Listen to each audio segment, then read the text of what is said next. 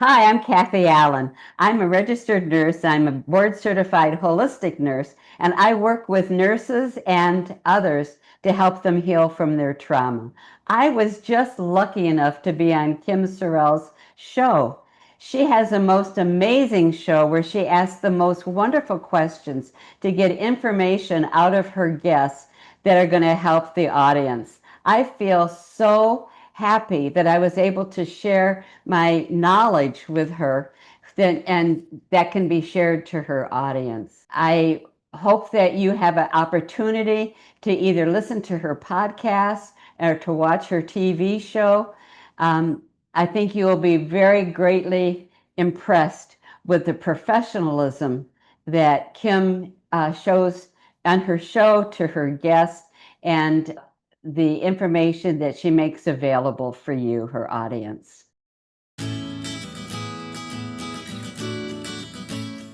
Welcome to the show. I am so happy you're here. You are going to be so happy you're here. I have my new friend, Kathy Allan, on the show. She is so credentialed, like there are 25 letters after her name, including RN, HNBC, NBC, CBS, I don't know, but lots and lots of letters.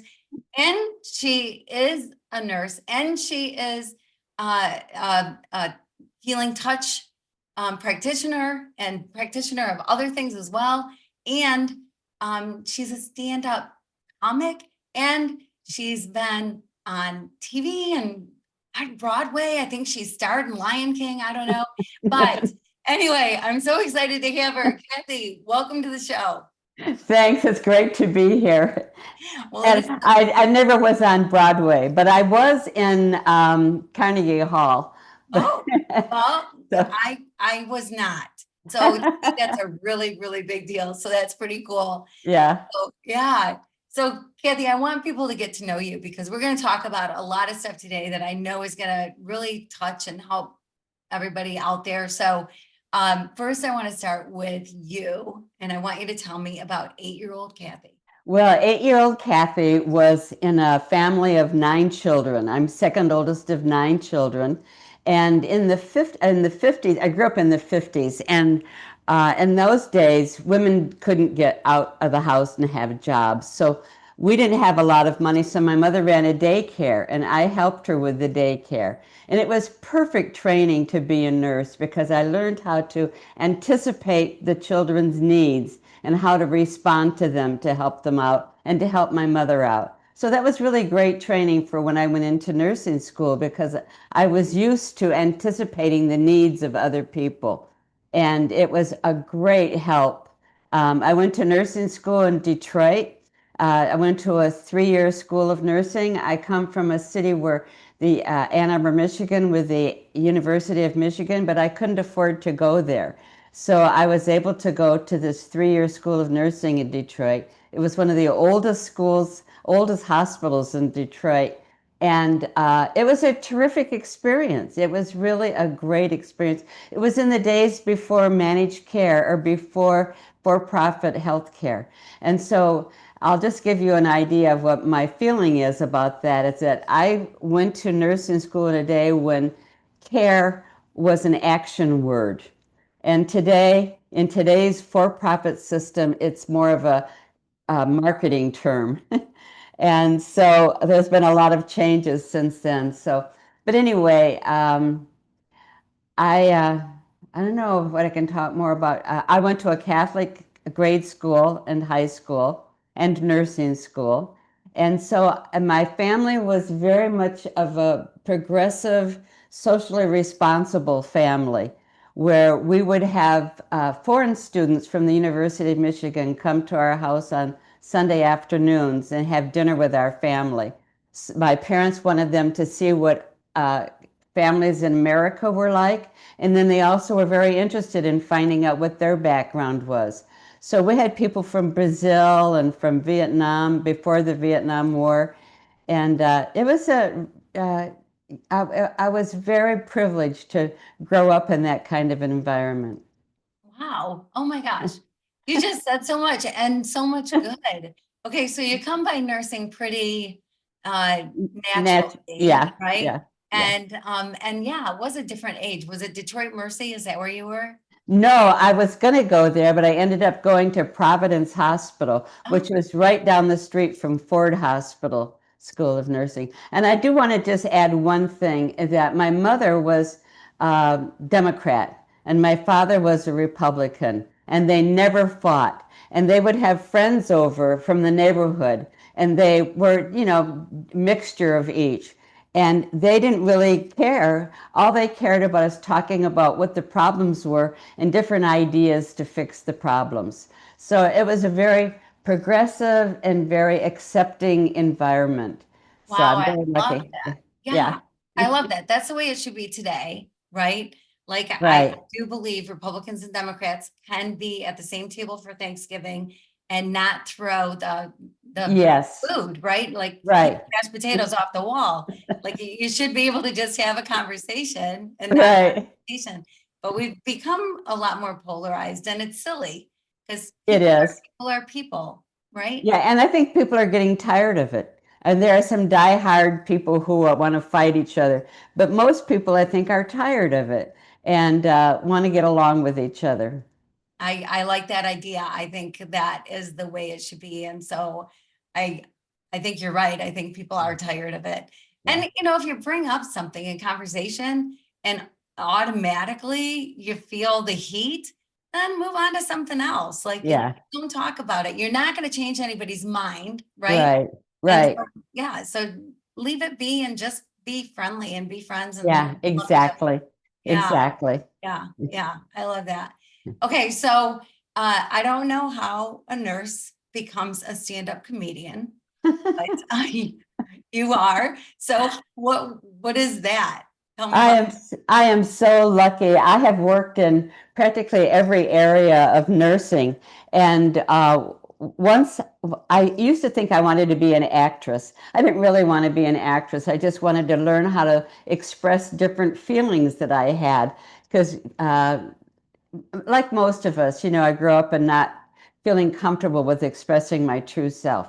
So I thought, okay, I'll be an actress. So I would take acting classes. Well, I was terrible. I was I was not good at all. And I had an opportunity to oh, I know. I had an opportunity to go to Hollywood and work in Hollywood in theater. And so I did that. I was at a class and they said, we're going to do this stage a couple of plays and we're looking for a stage manager. So I raised my hand. I said, oh, I'll do that. So they said, okay, you're our new stage manager. And then I ran home, called my old acting teacher, and I said, what do stage managers do? And they do the same thing that nurses do, which is make sure everybody has everything that they need and everything happens on time and you soothe people's feelings if they're all upset about anything. So it worked out fine. And so then I decided that acting, you spend all this time alone, memorizing lines, and you don't know for sure if you're going to get a job. So I thought, well, that's fun. So then I took a class in stand-up comedy. I was the worst one in the whole class. People would groan when it was my turn to get on stage. But I loved being on stage. I just wasn't funny. so, so I kept at it. I just kept working at it. And then I got to be where I was funny. And so then I got to perform a few places. And I love doing stand up, making people laugh and just having a good time and relaxing. Yeah, yeah, that is so great. That is really great. So I'm wondering for your material, how much of it comes from being a part of a family of nine? By the way, what number were you of I the was second oldest. second? My husband, Yeah. second oldest of eight. Oh, really? Oh, Yeah, wow. yeah. Yeah. A lot of responsibility. Yeah. Yeah, yeah, Yeah. for sure. Yeah, he had a sister older than him, and so yes, so I can relate a bit to his story. But and then going to Catholic school, Yeah. I know from Catholic school that gives me a little bit of fodder. So I'm curious, with all of your life experiences, like, do you draw from childhood and Catholic school Well, and growing up yeah. in a family of nine? What I draw from too, and I think I was really lucky is my mother is Irish. And she could find something funny about no matter how bad the situation was, no matter what it was, she could think of something funny to say. And I think I inherited some of that, which was great. And my comedy isn't so much about nursing, but it's about, at first, it was mostly about the family. So there was plenty to laugh at about the family, but it's kind of expanded to other things, things that are going on in the world today, and just making some humor out of it. Yeah, I love that. I love that. We got to be able to laugh at stuff, right? Yeah, yeah, Yeah, yeah. if you take So, things too seriously, it's right. And and people today say, you've got to work really hard and you've got to really have a plan and execute your plan and all that. And I'll tell you, that didn't always work for me. Things just happened for me. And once I was at the grocery store and some people who I barely knew said, "Oh, you've got to join our choir. We're going to Carnegie Hall." So, okay. So I joined the choir and I never would have gotten to Carnegie Hall if I had to audition for it. But Carnegie Hall has what they call quiet nights where they don't have anything going on. So they figured out a way to bring income for those nights. And what they did was they get choirs from all over the country to come and pay their own way. And they pay all the expenses, but they get to sing in Carnegie Hall. So that's how I got there. So wow. I never would have gotten there. But it was a fluke. It was just a fluke. Well, and seize the moment, right? Yeah, Like right. I love that. I love that attitude Yeah, because one thing I always think is I don't want to live with regret as much as yeah. possible. And so sometimes it can be easy to say, nah, I'm busy, I got whatever, whatever. But man, if we miss stuff. It's easy to miss the golden opportunities. And now you can say, I sang at Carnegie Hall, and everybody goes, oh my gosh, are you Barbara Streisand? Like, who does that? That's incredible. So what a great Yeah. thing to put on your Yeah, resume, I right? just I just tell people, okay, I had to pay for my own way to go to Carnegie Hall. I said, next time they're going to have to pay me. That's right. That's right. Flying first class and putting you up in the best Yeah, accommodation on right, the right, market. right, right, right. That might be in my next lifetime. Who knows? Yeah, who knows? I don't know. Whatever. You're pretty funny, so maybe they're gonna want you for sure. Yeah, yeah, So yeah. Anyway, that is really cool. So life took some turns and twists from where you were, and I love it that you're that open. I think we're probably similar ages, maybe. Maybe I'm older. I don't know, but I see like with my parents' generation, there was one job. You picked it when you were 18, right? And that's yeah, what you went to college for, or right into the job market, one or the other. And you stayed there till you retired. And yeah, and now people are doing more. But I don't see that with my parents' generation. I don't, and I didn't see that as much, well, some with my generation, but more so now, I guess, right? So yeah, kind of cutting edge with all of that, doing all yeah, kinds of different things. yeah, yeah. Yeah, and I think what people are doing today is you're going from job to job and looking for more fulfillment in their jobs. It was a different time when I grew up, and it's just a different social environment in the world. And today there's a lot more stress going on and a lot more fear of how am I going to make it here. And so well, I just have a lot of compassion for these young people today are trying to figure out, what their life is going to be like. Yeah, it's really interesting because I grew up, this dad and mom, they were both type A personalities, entrepreneurs. And so it was the more you work, the more success you're going to have, the harder you work, be the first one to the office, be the last one to leave, that kind Yeah, of mentality.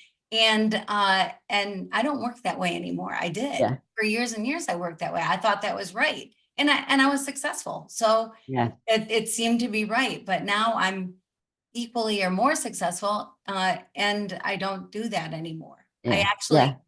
take time to smell the roses, and I think I'm better because of it. Yeah, I think so too. And you just have to know that we have roses in this world. It's not an accident. We all need to take time to smell the roses. Yeah. Yeah, Yeah. absolutely. And I'll just say I was very lucky because I was on the steps of the Michigan Union when John Kennedy came to talk about establishing the Peace Corps. And so I thought, okay, I'm going to be a nurse and I'm going to volunteer someplace to help people.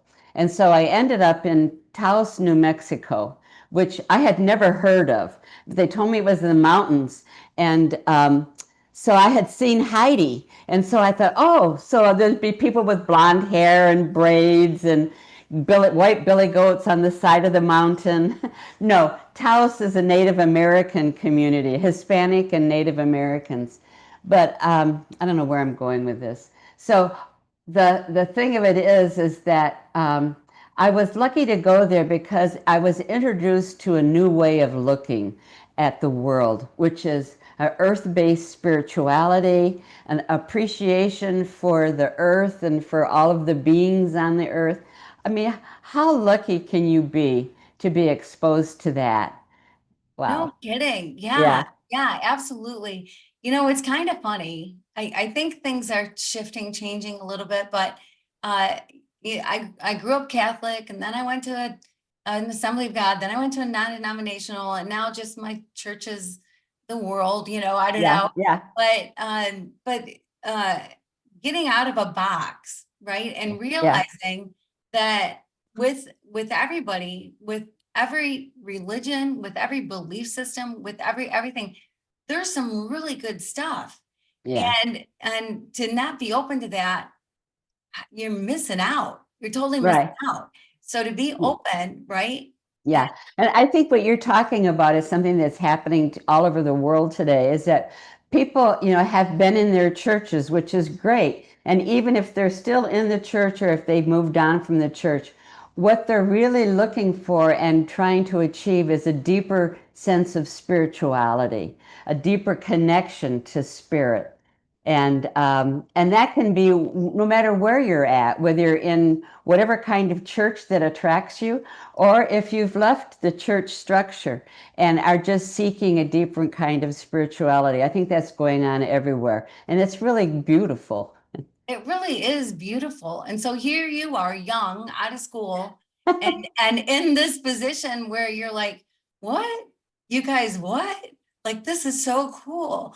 Like I think we miss sometimes, and I don't know, there's been a debate about the world and how much we should take care of it. And it's like, well, yeah, we should. Like, how fortunate are we that we have green spaces to go to and trees that are growing and flowers that are blooming with or without us, right? Things are happening, Right. all the animals, and that the sun rises every day. And there's so much beauty and so much incredible majesty just looking at nature. And so then, of course, we should take care of it. Of course, we should take care of the earth. Yeah. Yeah. And there's a lot of information out today about spirit is in everything. And it's in the trees, it's in everything that grows. Um, so we are surrounded by spirit, or you can say surrounded by God, who is in everything, everyone and everything. And so that knowledge helps us to honor the interactions that we have in life, whether the interactions are with people or whether they're with plants or trees or whatever. Yeah. Oh my Yeah, gosh, that's so beautiful. So beautifully said. Yeah, I totally agree. Like, God is yeah, everywhere all the time, always. And yeah, God created it all, like even science was yeah, created by God. Sometimes there's yeah, conflict there, right? Which is so silly to me. But we have this, so there's just so much. And I feel like I'm just touching the little bit of the bigness that is God, and yeah, the yeah, greatness that is out there for us. yeah. We're really living in a very exciting time when religion and science are coming together and honoring each other. The scientists are looking more at spirituality, and the religious people are looking more at science, and each one of them is being validated by the other. That's pretty Yeah, cool. it is. It is so cool. It's so cool. Okay, so you're in New Mexico, learned a ton. you were a stage manager, stand-up comedian, but then you got into some other stuff too, like the healing touch. And how does that play a role in your life? How did you get involved in? Well, when I was working in theater, I couldn't afford to just work in theater because on the level that I was at, 18-year-old kids do this for free. And so I thought I got to find some way to support myself. And so I worked at the hospital on the my days off. And I was at the hospital and there was a flyer there for Healing Touch. And it was like, use your hands to help other people heal. And I thought, oh, piece of cake. It won't exhaust me. I can do that and then work at the theater. So I took my first class and they paired us up as students. So we worked with another student. And the student that I worked with had a terrific headache. And so I did what they told me to do, what we were learning in the class, and her headache disappeared. And I thought, this is so exciting. This is way better than theater. So I left theater and I got totally into doing healing touch and to help people heal using my hands. And with healing touch, with Reiki and any other kind of energy healing, what it is you make yourself an open vessel. The Indians would say you make yourself into a hollow bone. And then I've also heard from the Anglos, you make yourself into an empty flute so that spirit can flow through you. It's spirit that does the healing. You're just a channel. You're just a empty vessel for spirit to come through and to do the healing. And so I learned how to do that. It was terribly exciting. It opened up my world to whole new realms. And I was just very lucky. So I loved doing it. And then I became a teacher of healing touch, taught other people how to do it. Yeah. Oh, that's so cool. That is so cool. Yeah, it is. It's God that does the healing, but Yeah, obviously yeah, you learn the technique or you learn the way to really invite God to do the yeah, healing, yeah, right? And right. back in the days when Jesus was roaming the earth, I mean, people would touch his garment and be healed, and he was healing, and he even said, greater things than this will Yeah, you do after I leave. And, right. some of that stuff can be easy to forget, or, people get it kind of mixed up, but God's pretty cool, right? That is so true. Yeah, yeah. And so, ask and you shall receive, right? I mean, Yeah, yeah. absolutely God. And by the way, he's like your biggest fan, That's right? right. Yeah, Yeah, yeah. absolutely. Yeah, he wants the Absolutely. best for you. He wants great Yeah, for you. So yeah, yeah, invite it in, invite it yeah, in. So that yeah. is so cool. So years of this you were doing, right? Like tell me about that and tell me. Well, I was also working at the hospital. I quit theater completely and I went back to work at the hospital. And then I also had a private practice doing healing touch, and I was teaching healing touch. So what a blessed life. What a lucky person I've been. And then I became aware that healthcare was changing. Healthcare wasn't the same kind of healthcare that I learned when I was a student nurse and before this for-profit took over. And so there were a lot of us nurses who became members of the American Holistic Nurses Association so that we can teach people how to do uh, alternative kinds of therapies to keep themselves healthy and to keep themselves out of the hospital if possible. Wow, which is so so important, so valid, so Yeah, good. yeah, And yeah, yeah, because it's amazing what our bodies can do, yeah, right? And right. if we acknowledge it and let them, and I mean, it fights diseases for us all the time. So Yeah, yeah, oh, that is really cool. And I love the holistic approach. I love that. Like I had breast cancer years ago, and I changed my diet completely because yeah. you have a sweet tooth and sugar's not so good for you, right? Like, No, and cancer loves sugar, so you get rid of it. Yeah, yeah, right. So just skip the sugar. yeah, But, is can be hard to do when you have a sweet tooth, but you kind of get used to it. And not only that, but there are alternatives, like fruit is sweet. Yeah. There are things that you can do, other things that you can eat and enjoy and whatever. But I was talking to somebody the other day, and it's almost like food in the US can be an entitled thing. Like, well, I should be able to eat whatever I want. Well, sure you can, but what does it give you energy? Does it make you healthy? Right? Right, right. Well, what we see today in the grocery stores is not so much food, is product. It's a product designed to make the companies, corporations more wealthy. And so when you go to the grocery store, it's best to see if you can find things that are organic, shop at farmers markets where you have real food there. And just be real discerning when you look at the ingredients of anything that you buy. So there was a time when people talked about using food to help heal yourself, and people thought that was ridiculous. It's drugs and it's surgery that helps you.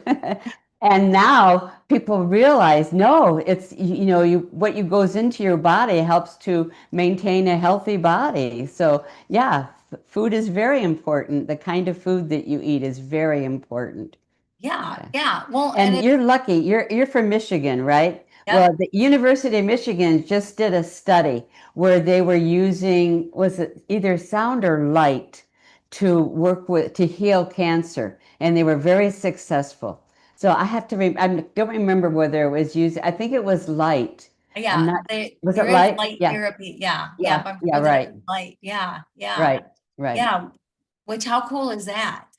Well, And it's very helpful. Yeah. And I'll tell you, I had breast cancer also. And so my doctor was a holistic doctor, and he had gone to Germany and he learned how to work with light to help heal cancer. So he had all this equipment that he used, very expensive equipment. So I did that. It was pretty cool. yeah, no Yeah. kidding. Yeah. Yeah. Yeah. Yeah. It is interesting. I've got a son who's a cancer researcher. And Oh, yeah. And sometimes they get a bad rap, like they're in it for the money. Trust me, researchers are not in it for the money. that's There's right. not money in research. In fact, they have to go find the dollars to do the research. So it's just legit. It's like you with nursing, because your heart is there, because that's what you Right. want to do. That's what you find with researchers in these labs and Yeah. discovering things. But yeah, it's interesting how many things are going on right now with research that, Yeah. yeah, It's fascinating. It's absolutely fascinating. We're living in a very exciting time. And I will say with light therapy, people think it's hard to put wrap your head around that. But everything in life, everything that is alive has a frequency. And there is a frequency to different forms of light therapy. And there's a frequency to your body. And when your body goes below a certain frequency is when you get sick. And so you want to keep your body up higher at a higher frequency, which is the good foods that'll help you exercise, sunshine, all the things we know about. But also the light therapy can change the frequency in your body to help you with your healing. well, that's so interesting because for years people have been using a light in Michigan. It is cloudy, dark, Yeah, yeah, often in the wintertime. yeah. And we get sun. If the sun is out, man, people are dancing in the streets. Like that is a rare moment in the winter in Michigan. And, Yeah, and people get depressed. yeah, People that yeah. get depressed because of it. And so there's a light that people buy all the time that you sit Hmm. under this light however long a day, and it Yeah, raises your mood. It raises yeah. how you're feeling. So it raises your frequency, I imagine. Right, exactly. Aren't we lucky to have that? Yeah, yeah, right. No kidding. No kidding. Yeah, Yeah, yeah. I prefer just go to Florida. In the yeah. winter, just leave the snow, go to Florida, does the same thing. Yeah, right. Yeah, that way I don't have to buy a light. Yeah, That would exactly. be cheaper, but not near as much fun probably. That's right. Much Yeah, more fun to go to Florida. exactly, exactly. So this is incredible. You're just an incredible lady because everything that you do has been about other people, right? It hasn't Yeah. been, things can, it's not been about, let's buy the big mansion and fly Oh. around the world. But it's been about how can I serve? How can I help other Yes. people? And Yeah. that's such a beautiful thing. That's such a Yeah. beautiful heart, a beautiful spirit. And maybe it stems from, sounds like your mom was the same with the daycare. And so just her demonstrating that to you just instilled that in you, I'm guessing. Would that be accurate, do you think? Or what do you Well, think? I think so. The environment that you grow up really affects you and how you feel about the world. And then, going to Catholic school where it was very important to help other people. That's what we're here for, is to help each other. And so that's very deeply ingrained in me. And not only that, but the experience of helping other people brings joy to your life. And so when I have had the experience of feeling down and feeling sad, just getting out there and being with other people and contributing to the well-being of other people can bring an incredible amount of joy, and it changes how you feel.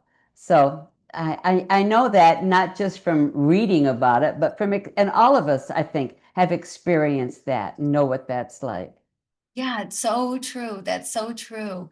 I went to Haiti shortly after losing my husband and found out nobody had ever told me this before.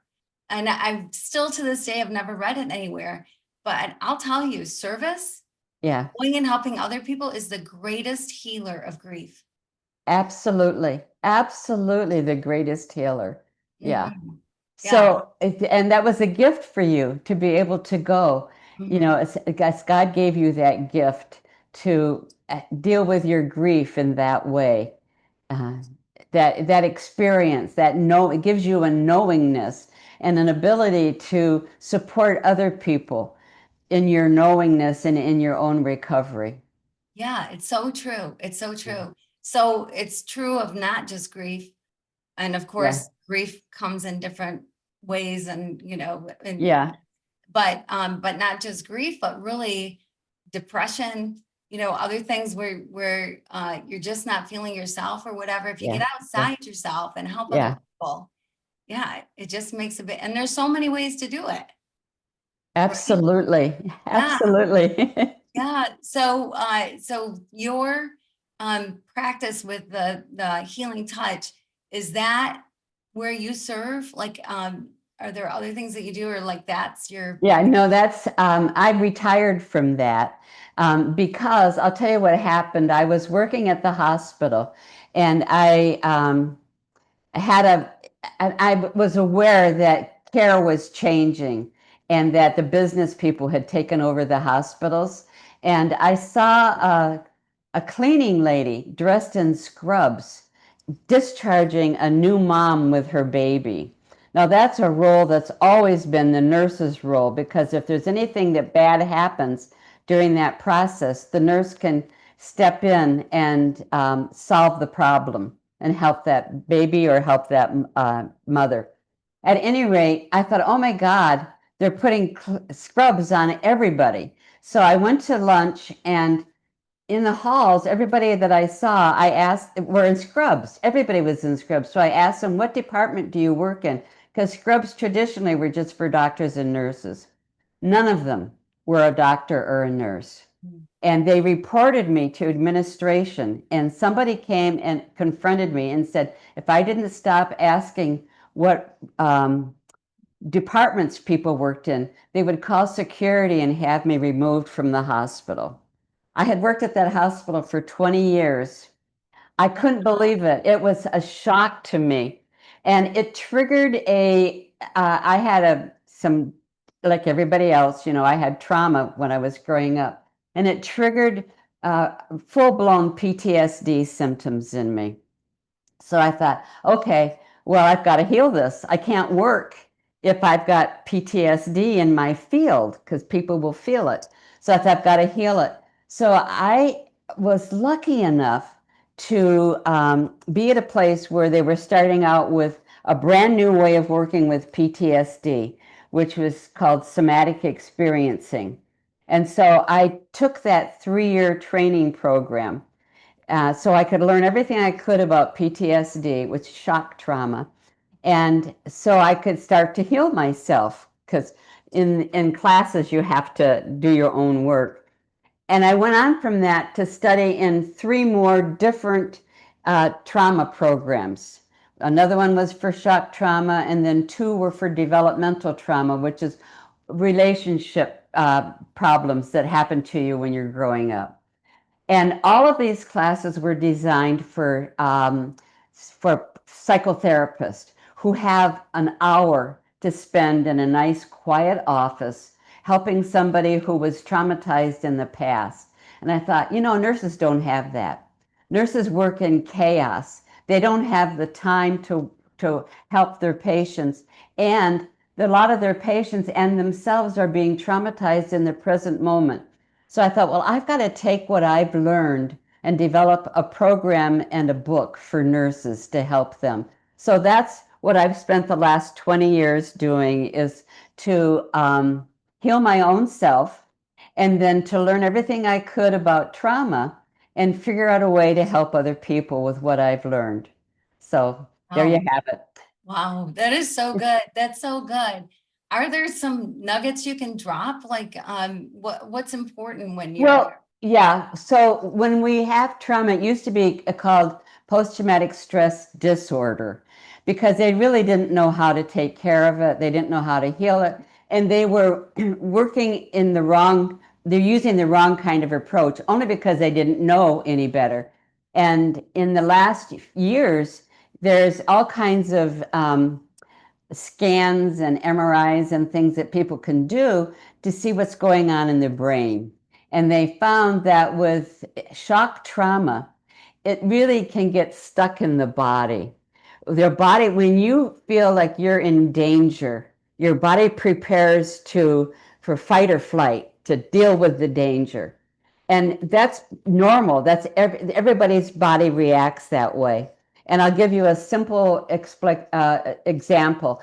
When you are, like, say you put your finger on a hot stove and your finger gets burned, you have usually removed your finger very quickly before you realize, oh, my finger is burned. And that's your nervous system giving you a warning that, oh, there's danger here. Here, let me do something to fix it. So, so you were able to take action and and discharge that energy that was uh, gathering in your body to help you heal. Well, a lot of times people don't have time to discharge the energy. And an example of that is, ever been in a near miss car accident Mhm. where you almost had an accident, but you didn't? And then you feel the shaking going on in your body. That's your nervous system had prepared you for the accident. And so a lot of people just ignore that. But the best thing to do is pull over to the side of the road and let that shaking shake itself out, because that's the energy that was built up to help you take action. And so you want to discharge that energy. So when that energy gets stuck in your body, then it depends on the situation, but it can cause you to have long-term symptoms from the dangerous experience that you just experienced. So your body gets conflicting messages. I don't know what to do. Everything is going on. And so the new way of working with trauma is to work with the body. And it's a very, very gentle way of showing you how to release that trapped energy. So I know I'm talking a lot. I hope I'm not No, talking too much. you Oh, go, okay. go. Just go. Okay. So what happens when we go to therapy is that sometimes people will have a release, and it'll be a big emotional release, and you'll be exhausted and lots of crying and lots of painful memories. Well, the release with this new way of working with trauma is very different from that. What you release energy from the nervous system what it feels like is you can feel like there's heat coming through your body and just going through your body. Or you might start to yawn some more, which is another way of releasing. Or you might start to shake a little bit, have some tremulousness. Or you could even have some tears, because sometimes what you've been through requires a release of some tears. But it's usually a very gentle kind of release. And the person who's working with you can help you modulate that so you don't go too much at one time. So you can just take it in small bits. So on my website, I have a little video that explains to people what trauma really is and how it gets stuck in your body, a little 5-minute video. And then I also have little 2-minute videos that show you things that you can do to help settle your nervous system. And just takes a few minutes to settle your nervous system. So it's not, you can be taught how to do some of these things. So it's not going to cost you a lifetime of expenses to work on your whatever traumatic or overwhelming experience you've had in life. And we all have them. Everybody does. So I'm Right. lucky. I'm lucky that I had so much PTSD and that I had to heal it, because now I know how to hold the space for other people. Yeah, yeah. So you're lucky. You're lucky. Yeah. Yeah, well, that's an interesting, great way to look at it, I guess.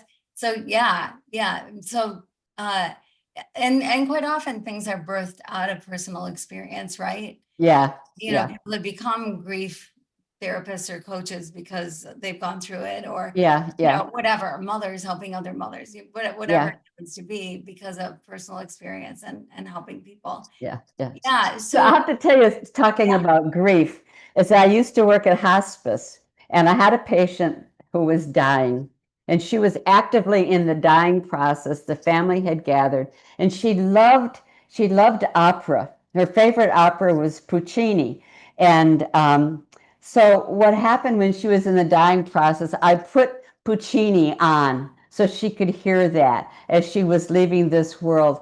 And all of a sudden, she lifted up her arm and she waved her arm going along with the music. And Oh, it was so beautiful. oh, that is so beautiful. Oh, I love that. Yeah. Oh my gosh. Yeah, Yeah, that is so beautiful. Good for you to be that yeah, aware and help her out yeah, that way, because what a moment. What a moment for everybody, right? yeah, Yeah. Yeah. So yes, everybody has trauma. Everybody deals with whatever. We all have, you know, baggage that you hope you get rid of from childhood and whatever. Is there like a tip you can give people when I don't know, like I think like for me, sometimes I can all of a sudden be like in a funk and go, "Guy, why is that?" And then I happen to look at the calendar and go, "Oh, that's the anniversary of," you know, or yeah. whatever, you know, things like that that come up. Even you're not planning on it, you don't expect it, but things come up. Is there like a good way to handle that? A good, Yeah, I think the best way to handle it is to honor what's going on with you right now and to not try to put a false face on it. We all try to look good for everyone else, but sometimes what that does is it negates what's really happening to us, and we forget how to be authentic. So we want to be authentic with ourselves. And if we're going through a funk, if we're going through a hard time, to honor that and to give yourself a little bit more care, just like you would with your friend. Maybe find a friend to sit with, to talk to. There are lots of support groups out there that you can go to where you can talk about it. You know, as far as grief goes, if you've had losses, so many hospices have grief programs. Then you don't have to have gone through their particular program to access their grief programs. So that's another good place to go to talk to other people who have gone through losses and who are finding ways to grow through it and to deal with it and to honor themselves. yeah, that's so good. That is so Yeah, great, because it can be easy to just move on, right? Like, it can be. oh, I Yeah. just have to, you know, get over it, Yeah. right? Like, Yeah. Well, another way is They talk about earthing is walking on the earth barefoot. And so asking the earth to feed you, to give you the energy to get through whatever it is. Go for a walk in the woods and ask the trees to help you. And the trees will help you. And that sounds really weird, but it works. It really, so give it a try. And people say, oh, if I go for a walk in the woods, that really feeds my soul. Well, yes, it does. It absolutely does feed your soul. So I'm living in San Diego right now, and so I go to the ocean and get fed by the ocean. So there's always some part of nature that will help you get through whatever it is you're dealing with. Yeah. Wow. Yeah. I love that because it's so true. You do, there have been scientific studies talk Yeah, about science and God intermingling, yeah, right? There have yeah, been scientific studies that show that if you get out in nature and your bare feet on the ground, on the grass, on the dirt, whatever, the sand, whatever it happens to be, but to get grounded or earth. yeah, And again, God is just kind of cool that way, to use nature that way because he's in nature. yeah. So yeah. And man, I find there's nothing like a solitude walk through. Like I love walking with friends. That's fun, but when you get out there by yourself, Yeah, there's something really special that can happen. absolutely. Yeah. Absolutely. And you're right. It used to be people would talk this way. It was like, oh, you're just so woo woo. But you're right that there have been scientific studies on this, and that being in nature can help with depression and earthing, walking with your bare feet. So, yeah. Yeah, yeah, absolutely. So a little difficult in January in Michigan, but still somehow possible, I guess.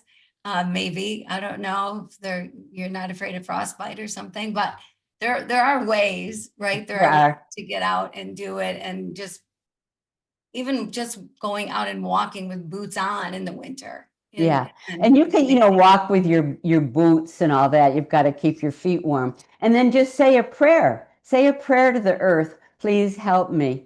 I need your support. And be conscious. Just be conscious of the earth is there to support you. I'm going to tell you a quick little story. My stepson was dying, and he had the baby was like 2 years old then, and I was living about 60 or 70 miles away. So I would work all week, and then I would drive to where he lived on Friday and pick up the baby and bring the baby back to my house so the baby could be in a different environment and play, and so my stepson could relax and take care of himself. Anyway, one Friday I was so exhausted. I can't make it. I just can't make it. And I looked out the window and I saw the bushes and the trees and the earth. And I said, I'm too exhausted here. I need energy. Will you please help me? And I had the energy to go. It was great. I just had to ask for it. yeah, yeah, yeah, yeah. You have to ask. Yeah, quite Yeah. often you have to ask. Right, right. Yeah. Ask and know that God is everywhere and God is Yeah. in the trees, and yeah, and Yeah. And ask. God has said, ask and you shall receive. Yeah. Yes, yes, it will be given to you. So yeah, Yeah. Right. yeah. Okay, so you've lived this life, you've done these different things, and they've all led to where you are today. I think that all of us are that way, right? Yeah. Whatever we believe, our belief system, our thoughts, our whatever, our product of every day we've lived so far. And so the more days you live, the more wisdom you can gather, right? Yes. And yeah, and I think too often uh people retire, whatever that means, but people retire and can be discarded. And it's Yeah. like, wait a minute, those people have more wisdom than anybody else. Like, Yeah. why Yeah. are we discarding, or why are we doing that? I don't get that. Like, those are the people we should draw from, like Right. you've had all these incredible experiences and have all this wisdom to share and are sharing it. You're writing a book right now. You're going to be sharing a lot of your wisdom.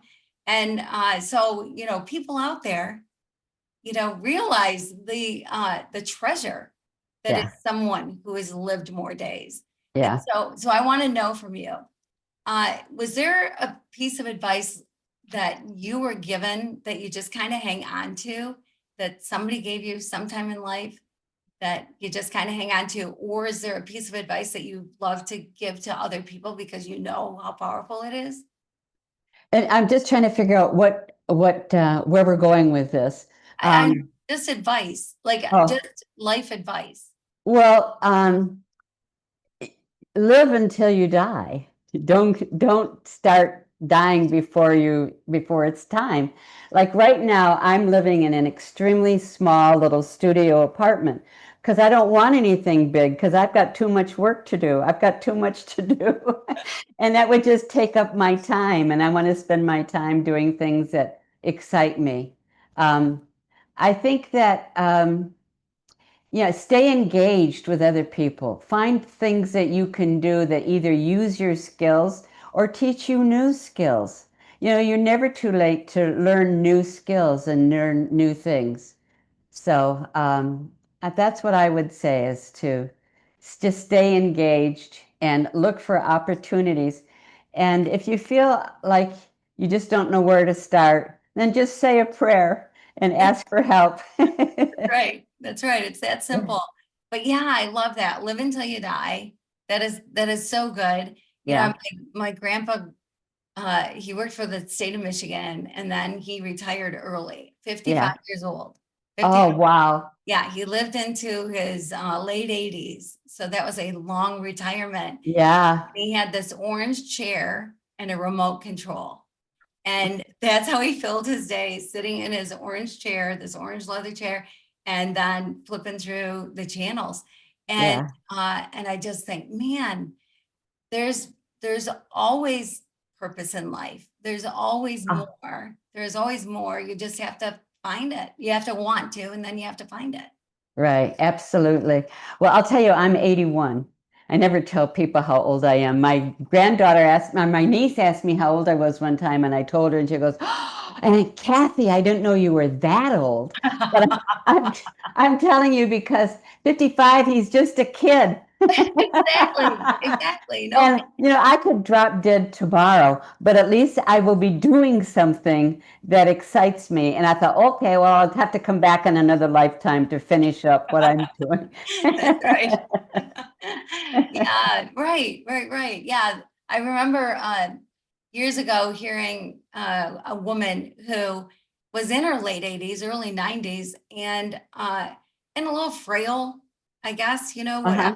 and and thought that she had no purpose, and she started writing to prisoners, Oh, and it helped her, it helped them. She became yeah, friends with prisoners, like they're relying on her just for her friendship. They're excited to get her letters. She's excited to get theirs. And what a wonderful thing to do, to show that somebody cares, right? absolutely. Yeah. Absolutely. Yeah.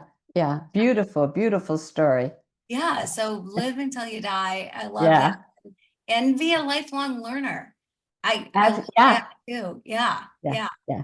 Yeah. And I think too, like sometimes we can lose our creativity, right? Like we can be so creative as a kid until Yeah. someone tells us we stink at art, or Yeah. whatever, Right. right? Right. And then we Right. go, oh gosh, I can't be creative anymore. Well, be creative, go back, go.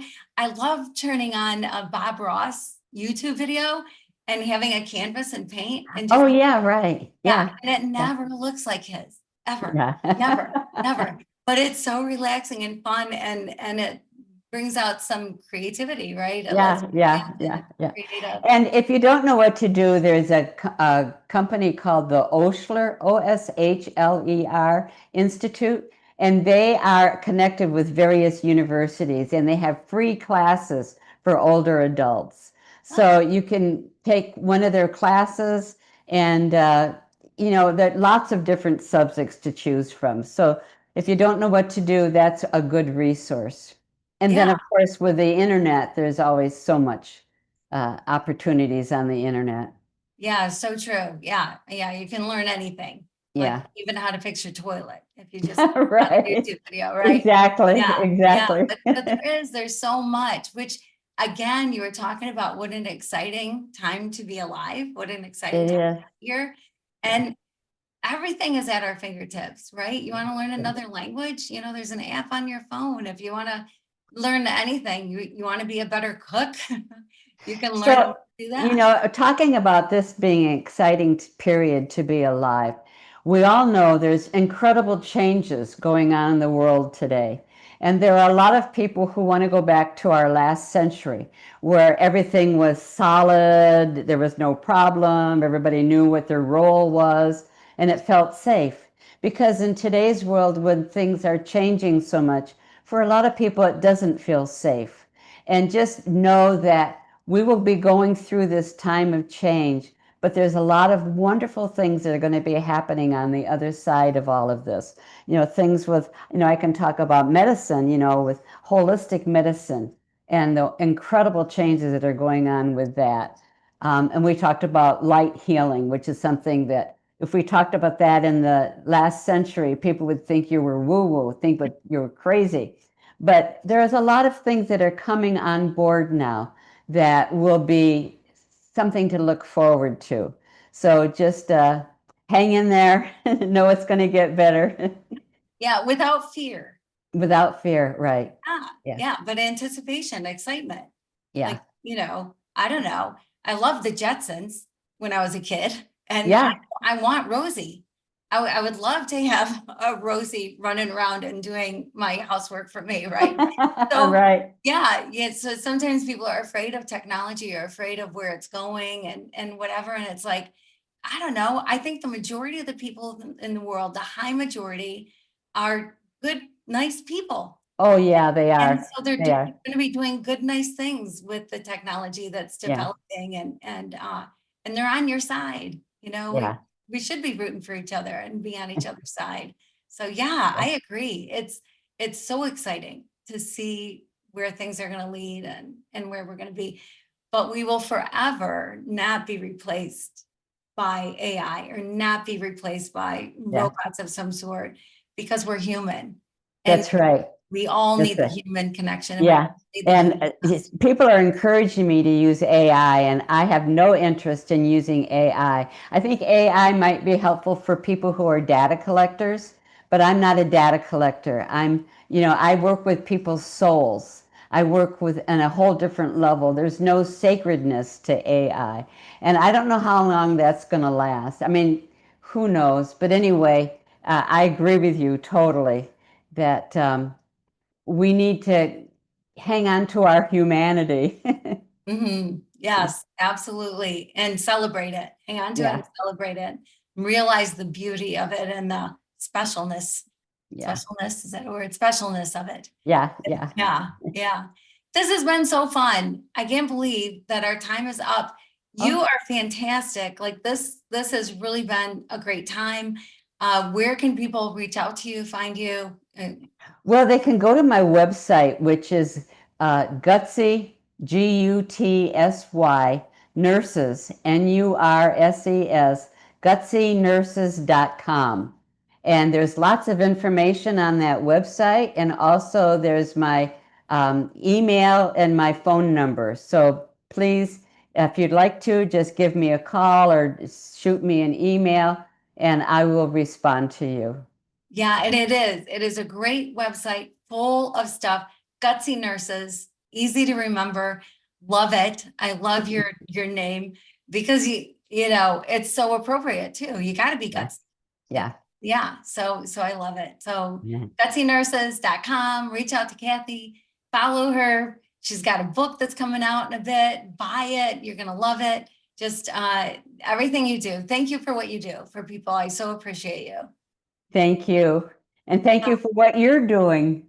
Yeah, well, we all do our part, right? Yeah, absolutely. Yeah. Absolutely. Yeah. Yeah. So, Yeah. well, thank you. And thank you everybody for joining us today. I hope you had as much fun as I did and learned as much as I did. And I just want to say, until next time, I pray that you keep your heart open and live your love loud.